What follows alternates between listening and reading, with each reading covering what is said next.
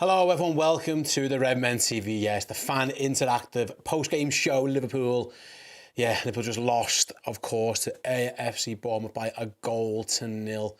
That is not how you back up a 7-0 win, is it? You go to Bournemouth and lose. But as I said before, top four races are crap because usually the teams in them are crap, and it's like whoever's the least crap will end up coming fourth, and that's what it feels at the moment. But Liverpool's away form is an absolute shambles, and that's the reason they are where they are in the league table. You know, it was a massive opportunity playing first to go and put some pressure on Tottenham, put some pressure on Newcastle, and in fact, the opposite has now happened. We've given them both a big lift, and even, you know, if Chelsea have got any ambitions at top four as well, maybe them as well. Quite frankly, it's been a shambles already. We've got some chats from our Discord. If you're one of our Discord, Redmen Plus Club Legends, you guys get your comments in. If you're one of our YouTube members, you can as well. I'll bring them up on screen. First one then from Dean. 3 away wins all season, and we haven't even played City or Chelsea yet. We've got them coming up just after the break. This is Liverpool's last league game for a while now, and this one's going to sting.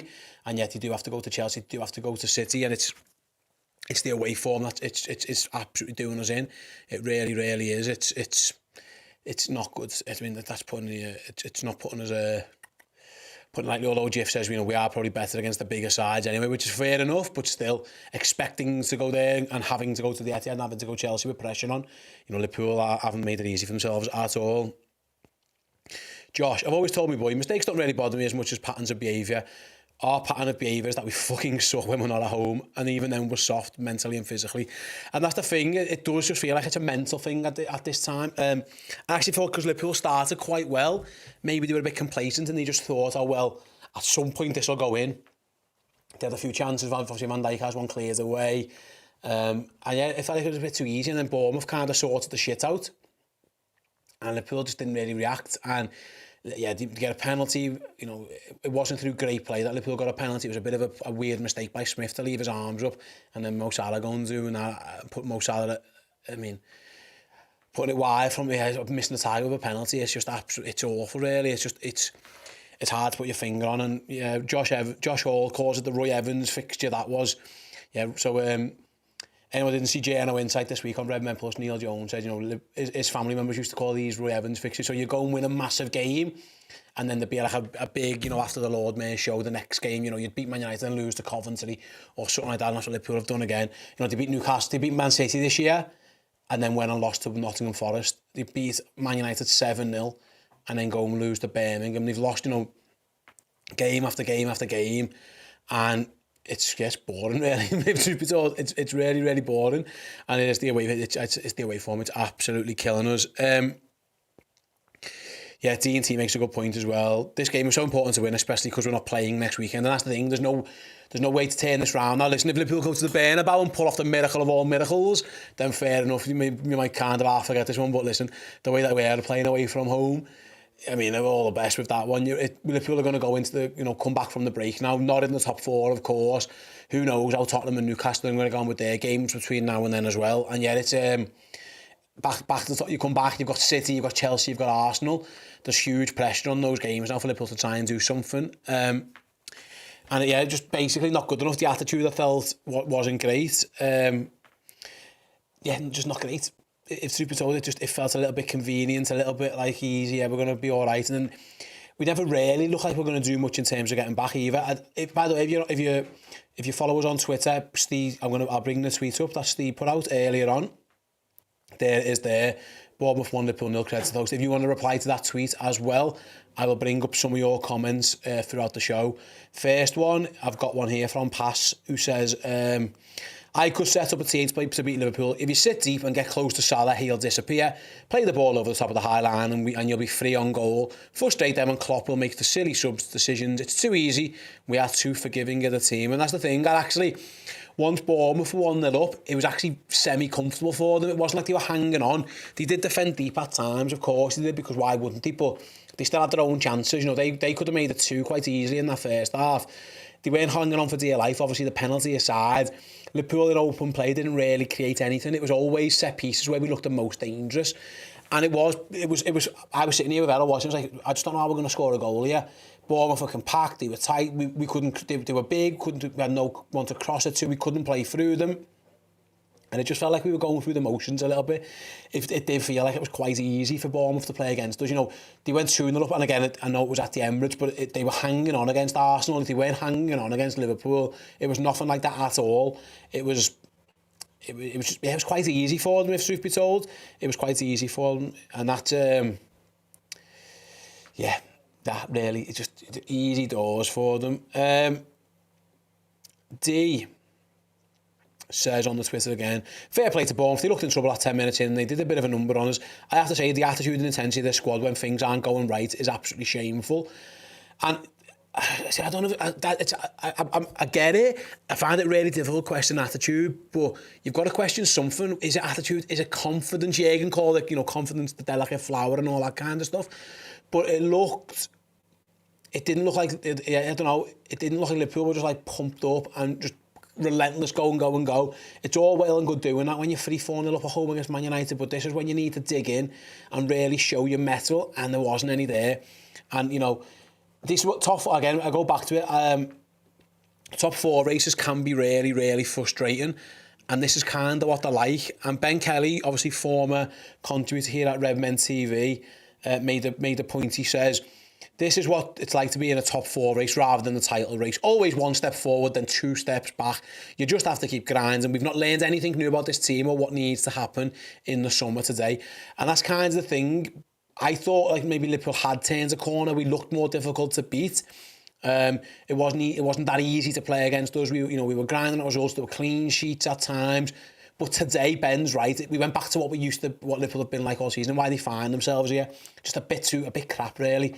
And that's the reason why this top 4 race, if Liverpool are going to be in it, it's going to be right to the wire. They've still got loads to do. They could find themselves out of it because they could easily lose at City. They could get beat at Chelsea, and then all of a sudden that's a massive gap. So they really need to book their ideas up when they come back from the break. But in general, if they're going to be in it, there's a reason they're going to be in until the end. It's because they are so inconsistent. We're just hoping now that Tottenham, Newcastle, Chelsea perhaps all remain inconsistent as well. Because that's the only hope we've got at the minute, really, isn't it? We're playing catch up. We need to outgun City. Outgun Tottenham, outgun Newcastle. We've got to outgain their points. And at this moment in time, we're just not there. Like Ben says, 1 step forward, 2 steps back, and it's far, far, far from ideal. Another tweet then from this time, it's from Gurit, who says, inconsistency, that's our season in a word. It's exceptionally frustrating, and it is. We are so inconsistent. But the inconsistency comes between home and away. For the most part, this is what the away form has been a bit like. Obviously they went to Newcastle and won, but Crystal Palace away wasn't much better than this, really. We were just lucky that they didn't get a goal, and they very easily could have. They missed some big chances. Wolves, shambles. The away form has been actually this. It's been consistently below par. Even when they won the away games, really, they were never really amazing at anything all through the season. Liverpool in the league, so the inconsistency comes between the home form and the away form. The home form hasn't been brilliant, don't get me wrong, but it's been better. But the away form, it's been consistently bad, and that's kind of where we're at. Connor, I'm so tired of this.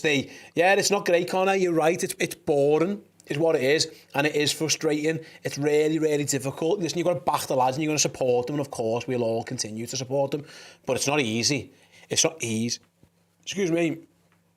It's not fun at the moment watching Liverpool, is it? It's not must-watch TV. It's must-watch TV if you support someone else, or you have to have a bit of drama, because you never know what's going to happen. Anything could happen. Liverpool could batter someone. They could get played off the park. It depends. But either way, you've got to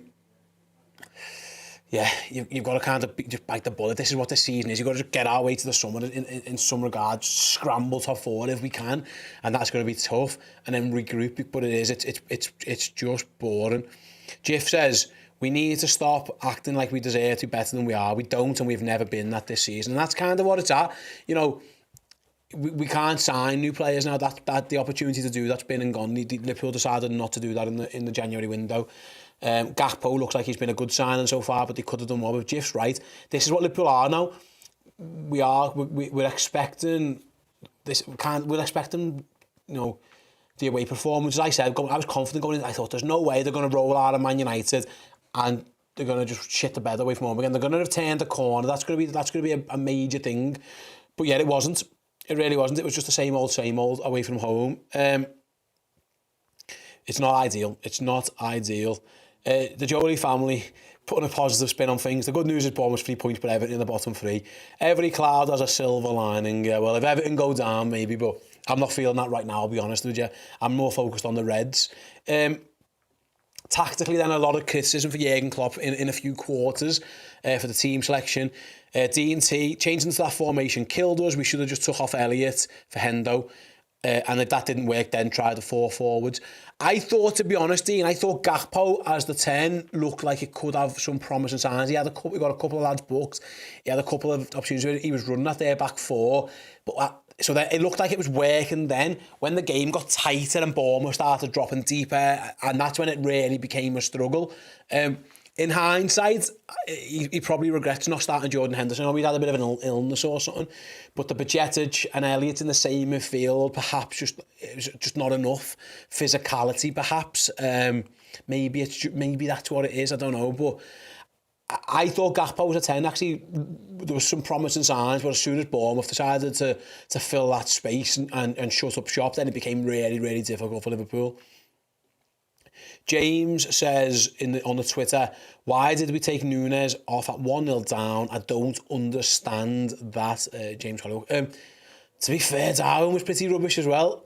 But I see your point. If you're chasing goals, you can't just leave every attacker and you can't just throw numbers and numbers and numbers at it. I don't think he was playing too well. I don't think he was particularly happy going off. Again, Dan was down at Bournemouth and he texted us saying Darwin's reaction wasn't brilliant to being taken off. But I don't think he played well. I don't think he can argue that he. I don't think he can argue that he got himself taken off. Really, I just don't think he played very well. But I see your point. If you're trying to chase goals, maybe he's one of the ones who you want to leave on. It's difficult. It's difficult to say, really, isn't it? Another one. Then this one's from Matt. If jogging was an international sport, we'd have the gold medal winning side. I was frustrated. I thought Liverpool just didn't up the tempo enough in the second half, whether it was through legs or through inability. I don't know what it was, but it just felt like too slow. There were times, if we did try and pop the ball off quickly, it looked like Bournemouth couldn't get themselves set. It all felt a bit too slow and give them that time. So I see the point you're making there. It did feel like it was just a bit pedestrian at times, and that's just easy. It's relatively easy to defend against if you do that, unfortunately. Okay, it wasn't like Bournemouth were hanging on. It wasn't like last gasp tackles and blocks and goalie making save after save after save. It wasn't really that, if truth be told. The goalie didn't, there was a couple of half chances, Jota's effort where he had to dive for it, but it wasn't like he was pulling save after save in the second half. His best save came in the first half from Robertson, which was a very good save, but other than that, didn't really have to do too much.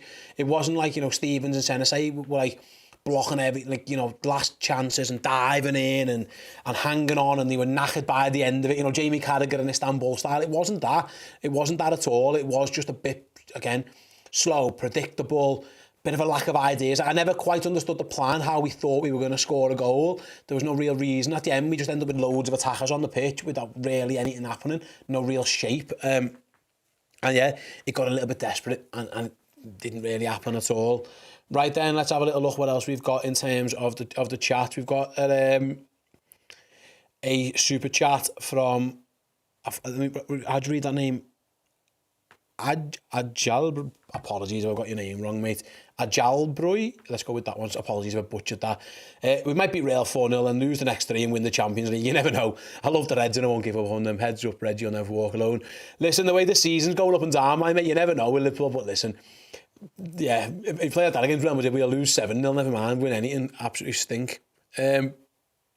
Scottish Red. Stay. Errol said the set pieces might have been our go-to. Do you think Kostos could have come on rather than Milner or Carvalho? It's a fair point. Like, he is our best set piece taker. The Carvalho one he's just trying to get an attacking player on, isn't he, at the end, just to try and work a little bit of magic. Taking Trent off for Milner. I mean, what, you're going to put Kostas right back? I don't know about that, but you could easily have just put Kostas on for Robbo. I personally, it sounds mad, I'd have threw Joe Matip on at the end rather than Carvalho. I know that might sound crazy to say, but I felt like Bournemouth were just quite happy to let Ibu Konate have the ball. I was thinking, at least Matip's got the ability to run and cause chaos with his dribbles. Throwing Carvalho on didn't really do anything. It didn't achieve nothing. They still couldn't get the ball to him.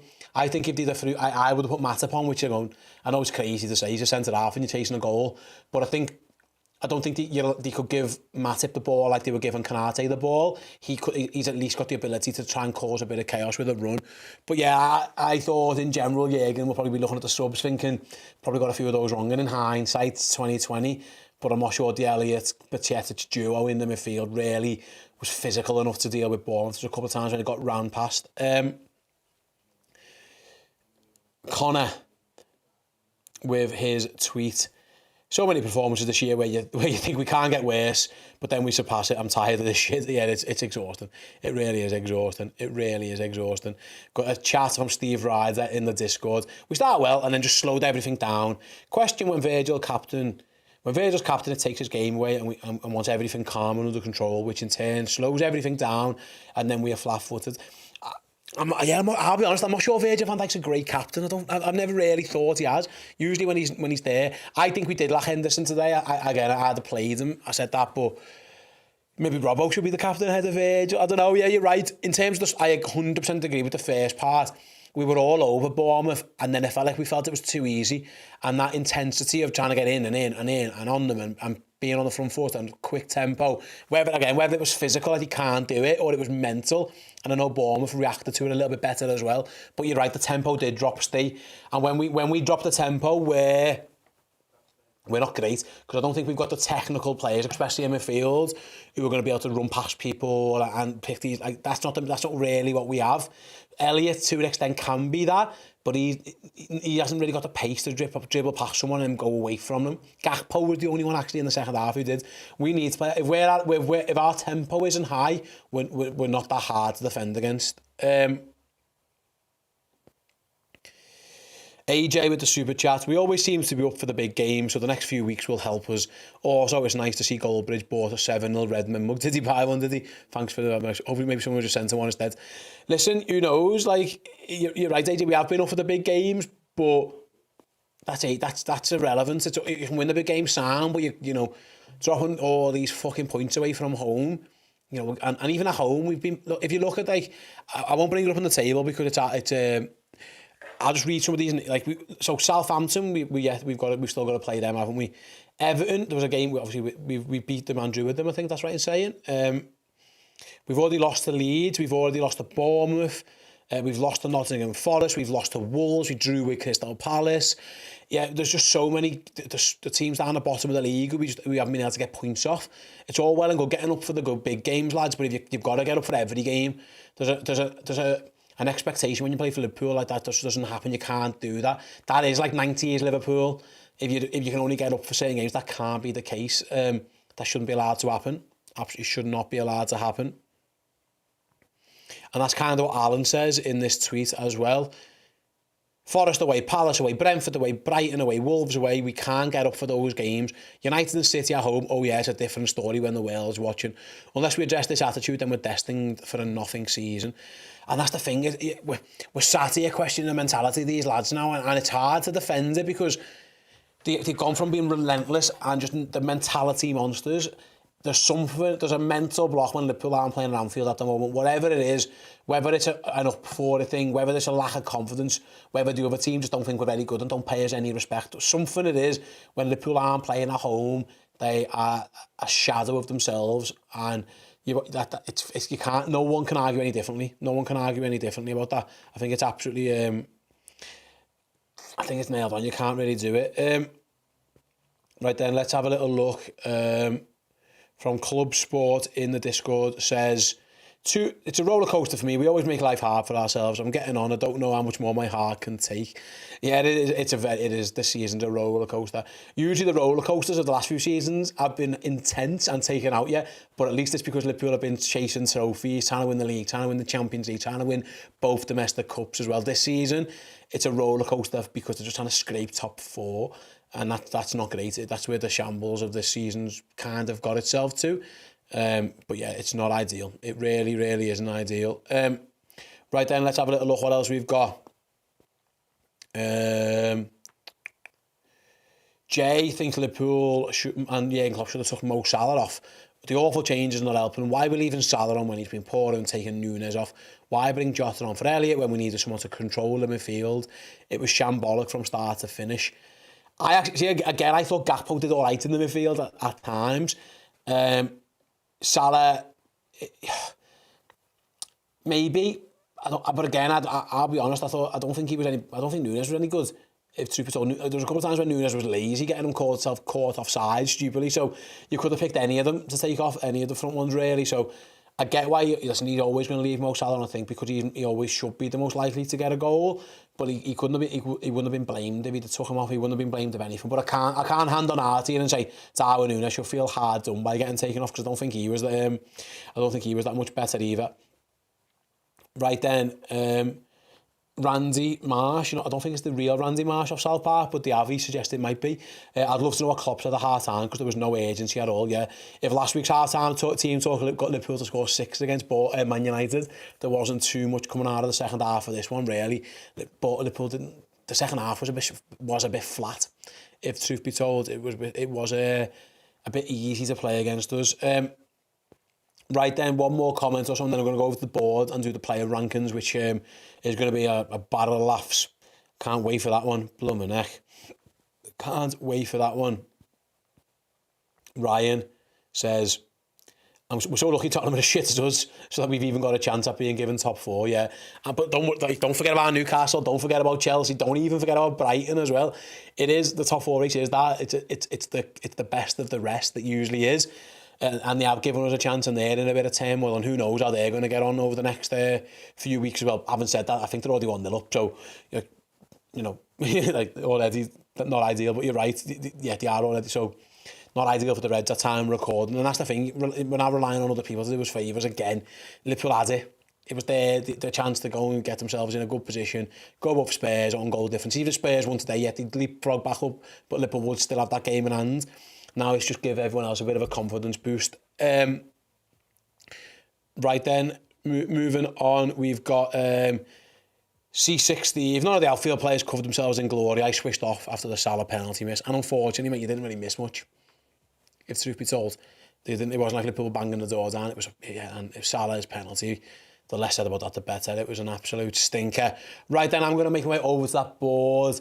Last week, I got to give loads of lads a boss rating. I'll be honest, I don't know if I'm going to be able to do the same as in this one. So yeah, let's go over there, and we can have a little think about who's going to get what rankings. Let me fix myself. Don't want to be showing me how it's all on here. YouTube. Right then, let's go over to the rankings board. Oh, nearly broke the wires with me. Hello, welcome over here. Right then, yeah, so how the rankings board works, go through all the players, we give, with the boss, with the alright, with the sound, or with the messing. You guys want to get yourselves involved in the Discord chat, or one of our YouTube members, feel free, and I'll bring up some of your comments up on the board. I'll start with Alison, who didn't have anything to do, really.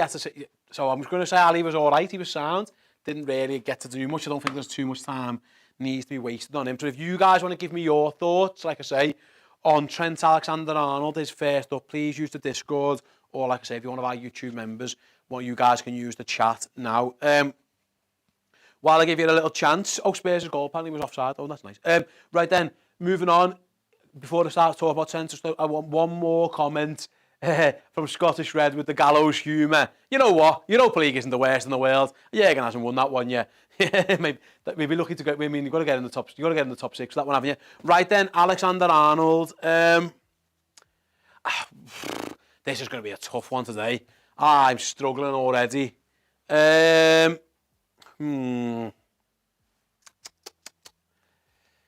Maybe on the border of sound and you're messing. Maybe. Let's leave him there for now. Ibu Konate. Oh, I don't think Ibu played particularly well, to be honest with you. I'm going to throw Ibu on your messing. Virgil van Dijk. I've got to have to put him in your messing. Don't think he did any well for the goal. He should have scored as well. He missed the sitter. He looked better in their box, but even then he still couldn't get himself... couldn't really get himself doing too much. So I'm going to go for Trent on the borderline, Konate and Van Dijk. I thought Robbo, similar to Soundish. I don't think Robbo had a particularly bad game. So I'll throw him like there, maybe. I think that might be fair. Right then, let's move into midfield then with Fabinho. on the borderline, maybe. I didn't think he was too bad. Let's go with Harvey Elliott. Similar-ish. Let's keep him there. Stefan Bajcetic, I thought was probably similar. On the line, maybe. Just not great. No one's. I mean, there's going to be some shockers here. Mo Salah's definitely got to be messing. You can't miss that penalty, Mo. Fucking hell, and be like that. So Mo Salah didn't have a great one. Who else have I got? I've got Cody Gakpo. Probably more like similar to Trent. I thought Darwin was poor as well. So I'm going to throw Darwin a little bit lower down, but down there. Yeah, I think I'm all right with that one. In terms of subs, let's move him up a little bit. As you know, because the subs, we didn't really see anything from them, and that's kind of the point. I'm not even going to give the subs one. Fuck it. There's no point because we didn't see anything from them. So maybe they're all around the similar. They were all like nah. That's kind of it from the board. I'll be honest. There isn't too much to say. I'm going to go back over there and get you guys, get some more comments involved. Let's go and do that right away. Right then, we're back. I'll be honest, be arse with that, truth be told. Right then, let's have a little gander at what else is going off on the hellscape that is Twitter sometimes. Let's have a little look. From AMC Smith. Question again. Forget the loss, it's irrelevant. Any team can lose in this league. The problem is the performance from the players. They've just won 7-0 to United and then they go and put in a performance like that. It's disgusting. It's a very emotive word. Yeah, there's a lot of anger around really, and a lot of frustration. Like I say, how you can be up there one week and then down here the next. Liverpool need to find a way to just again a bit of consistency and a bit of something. If you play like that against they're the worst team in the league.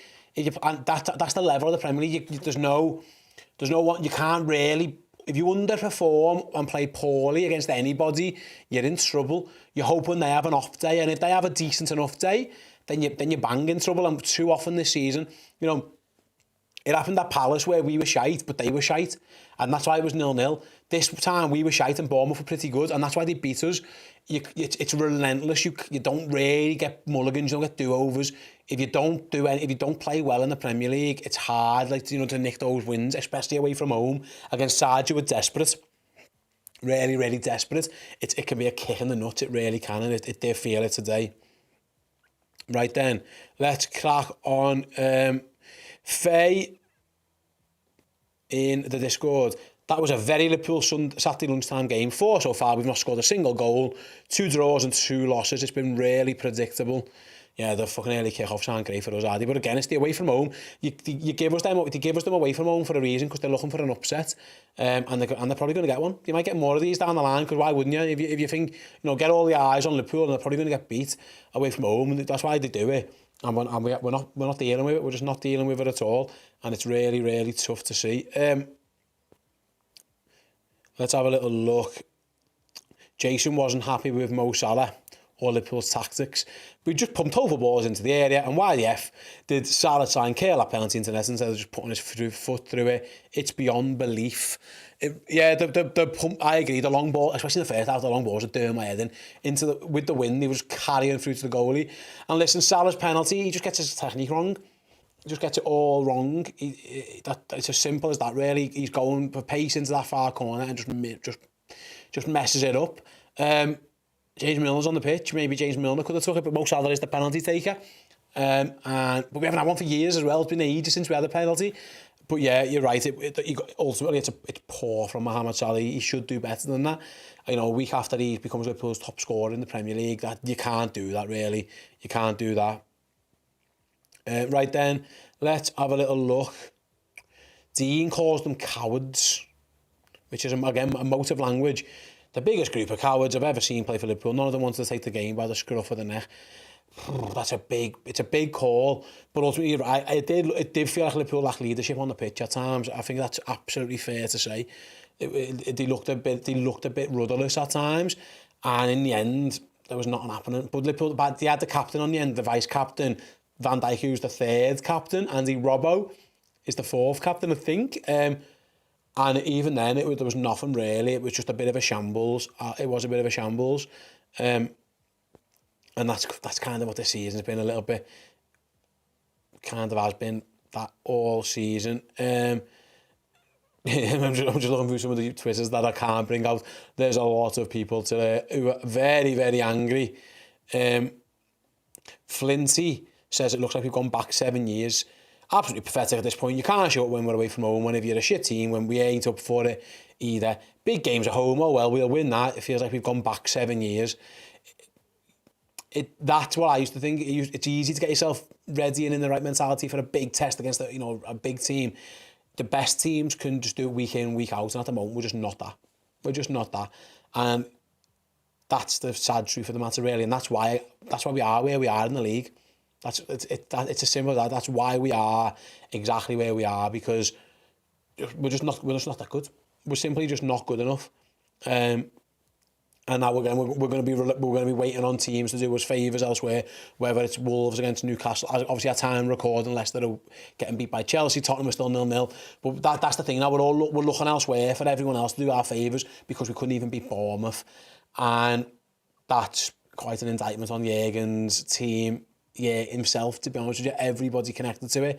It's just not ideal at all. Not great. Not great indeed. Right then. Let's have a little look. Scottish Red then says, I agree with your shouts there about Van Dijk being captain. Robbo should be it when it's not Hendo or Milner. Yeah, I think it's fair to. I think it's not the worst shout in the world. I'm not sure Van Dijk's is a great captain, if truth be told.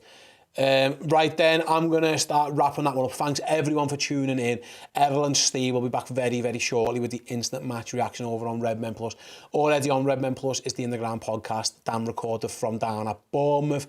If you want to watch or listen to either of those, if you sign up to redmenplus.com, there is a QR code there. Is that right? Yeah, there it is. Hello, there's the QR code. If you want to press that, if you want to scan that rather, what I'll do, if you use the code IMR when you sign up, you get 50% off for the first month. So go and check it out. If you need some misery, Misery loves company. So if you want to listen to the lads vent their anger, then you can do it by tuning into Redmen Plus. Like I say, Dan's on Instant Match. So Dan's In The Ground podcast is on there too. Dan's reaction from down at Bournemouth will also be on YouTube a little bit later on. But yeah, thanks very much for joining me for the post-match show. Shane says, cheers, D. I know this was hard to do. Yeah, listen, mate, it's easier when you win 7-0. Let's put it that way. It's easier when you win 7-0. But them's the breaks. That is what we are at these times, unfortunately. Thanks, everyone, for joining us. On to Madrid. See you in a bit. Hey everyone, hope you enjoyed that show. I'm sure you did. If you want even more amazing Redmen content in your ears or in your eyes, come and join us over on redmenplus.com. We've got absolutely amazing interviews, features, documentaries, and even more of the shows like you've just watched. So yeah, head on over to redmenplus.com and become a Redmen Plus club captain or club legend. I promise you won't regret it.